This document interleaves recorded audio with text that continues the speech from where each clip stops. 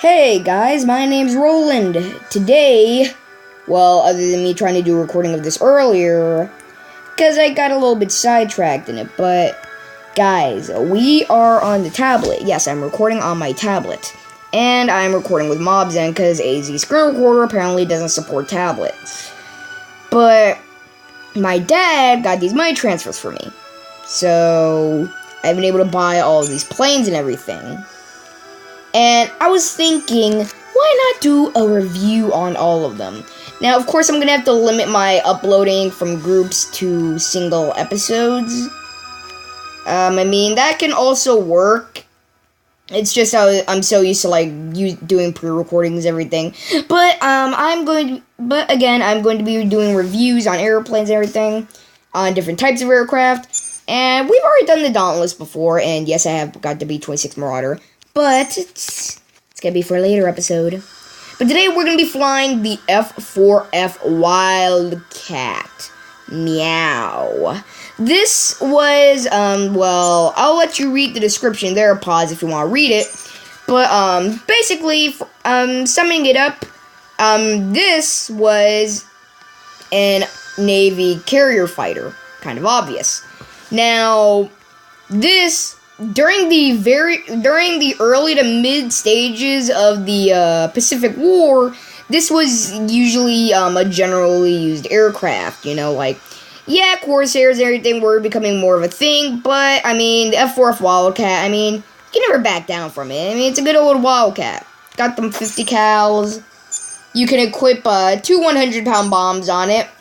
So, and then you can also equip some bigger ordnance, basically 500 pounds worth of bombs, or the load that we're going to be going in for today, the HVAR rockets, 6 of them as a matter of fact. Now, I haven't really played rockets much, or I have off camera, but to sum it up, they're not really useful, or they're not really good against carriers. They're kind of meh against battleships, but what I found their use for is in ground pounding, which we're going to be doing today in the Americano f4f Wildcat. As you see there, a few Jap markings on it, signifying how many Japs it's shot down. So far, 6. I mean, we're going to be going for ground targets today, but you never know what may happen. So we are going to go and, well, first off, alright, got 100% fuel, because we're going to be going on to, realistic mode, New Guinea, and it's a pretty big map. You're going to have to travel a long distance, so, of course, we're going to have a gigantic fuel load, 100% to be exact. So, we're at f4f Wildcat. How I'm going to do it is that I'm going to do, each skill tree. Basically saying, I'll go up the Navy skill tree first, then the, U.S. Army aircraft next, then, bombers, then go to you guys decide what faction I do next, and, what order of aircraft and everything. So, yeah. But today, I think I'd like to kickstart it off with, the Navy airplanes, because, I mean, 2 of the aircraft, the certain types of aircraft that I'm really good with are naval and, bombers. Especially naval and bombers. But so, I mean, right off the bat, this thing's got a good amount of ammunition, It doesn't have as many guns as the P-40 Warhawk. I think it's got, 6? But this one definitely has more ammunition. And obviously, it is Grumman, so it has the, the flying barrel theme. Especially with those fold-in, gears. So yes, we are leaving from Port Moresby, and we're going to Rabdual, which is the, Jap area. That's, a Jap base. So, we're gonna be doing some American ground pounding. Aw, yeah. So, I mean, again, it doesn't really have much. It's a good naval aircraft, though. I honestly found it to be fun to control and realistic. very smooth, very smooth. It can definitely take off very easily. I mean, as a carrier airplane, it definitely has to. And when it's on land, I mean, it's just boom.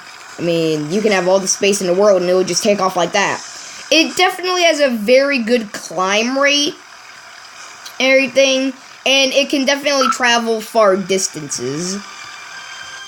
And since we have 100% fuel on, it's going to be good. Now, in the cockpit, it is very straightforward and basic, which is what I love about, like, airplane cockpits. Like, I mean, they don't have to be oversimplified, but they don't have to be overcomplicated either. Like, something like this, you know? Pretty basic. Tells you your speed. As you see, we're about to soon hit 100. Tells you your altitude and everything. I still don't know which one's, like, fuel. Like, I'm gonna need to figure that out soon. But yeah, you have all your knobs and everything.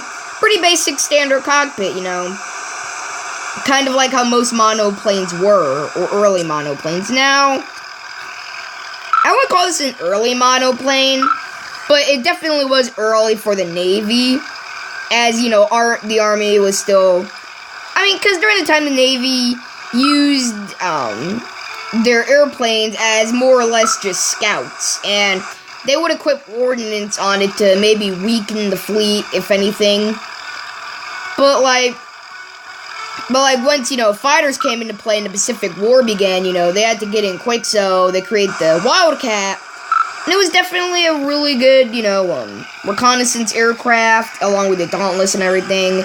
It definitely had good payload. It could carry some pretty good ordnance for a fighter. And, of course, like any carrier-based airplane, it had a lot of fuel and could take off pretty quickly. So, we're not going to head over to that checkpoint, because kind of like with Guadalcanal, we'll set a checkpoint, but it's completely off most of the time.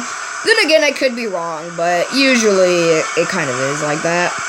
But we're going to be going to Rabdual and giving the Japs a little visit. You know, they went and invaded Pearl Harbor. Let's give them a little bit of surprise back. Anyways, I'm going to see you guys when we get there, because it is a really long journey, and I kind of have limited recording time with this, so yeah. What do you know? We spotted Jap carriers and everything. As tempting as it may be to go down there and like harass them and everything, I only have rockets. Rockets don't do much damage. And someone joined. But yeah, rockets don't do much damage. They're actually pretty inaccurate. I mean, they are World War II rockets. What do you expect? But yeah. We just don't have the correct ordnance nor airplane to deal with the Jap fleet. So, as always, we're gonna just continue over to Rabdual. As you can see, Rabdual is a really, really, really far away place. We should be nearing it soon, but again, I'm gonna pause it. I'm just showing you how long of a distance it is and why it's good that we got a carrier-based airplane, because fuel, I mean, shouldn't be going out anytime soon, you know, before we go and land. So, yeah. Yet again, even more pausing. Guys, Rabdual is here. Now, I think it does have, like, a battleship here, or, like, a flag frigate. So, again, it's kind of like Guadalcanal for Japanese, where, you know, there's, like, an American air base and everything. But we're playing as the Americanos, so, get wrecked, Japs. Prepare to get thine butt handed to you. In a very displeasing manner. Oh, that's a lot of flak. I forgot they have buttloads of flak everywhere. So I may or may not make it home. It doesn't matter. We got him. Got one. That's one. I kind of had to use a spray and pray tactic, but oh my gosh. How did they not hit me yet? Flak. It will still remain one of the most inaccurate things in the world. Powerful? Yes. But accuracy? Nah. Fire! Pull off, pull off. Yep, those missed. They also have a very small blast radius.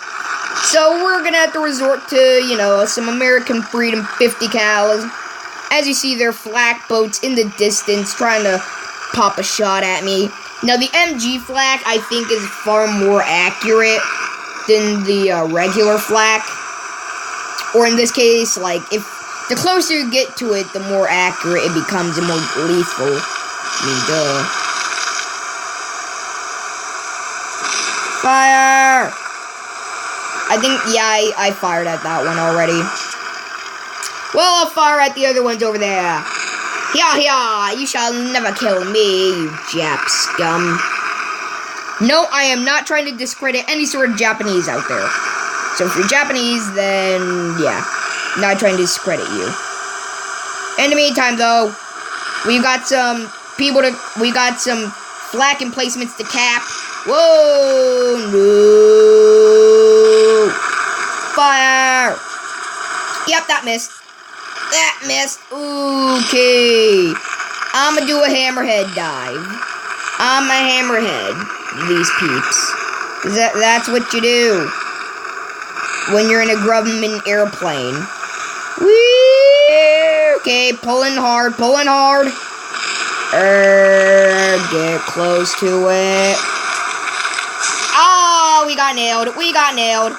Now, like any sort of American airplane, this thing can take a ton of hits. As you saw there, we literally got smacked by flak, and we made it. Now, flak, here's a tip. So, for any of you new Wings of Duty players, when you experience flak, it's actually pretty simple to evade. Now, you'll kind of notice a pattern here while I'm going through. They kind of shoot in a flak wall, so they'll kind of shoot in the same area. All you have to do is kind of bob and weave, and you'll generally not get hit, really. Woo! Finally! Like, geez, when I'm in an A6M or something, like, this goes by a lot faster. Then again, I am firing at ammo stores and everything. So, alright, doing a hard pull. So, we got 2 targets. Yay! Now, again, I will cut this video short, mainly because it's recording and everything, and it can't really record for that much. So, okay. Oh, you want to play that game, huh? Yeah, that's why I thought. Okay.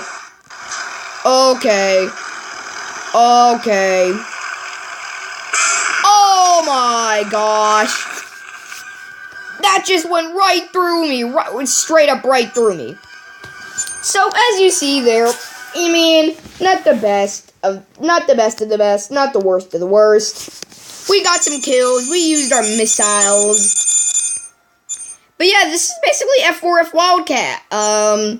Again, it does have ordnance and everything, like bombs and stuff. But, we've been playing around with bombs for quite a long while. And, I want to do some missiles. But tune in for the next episode.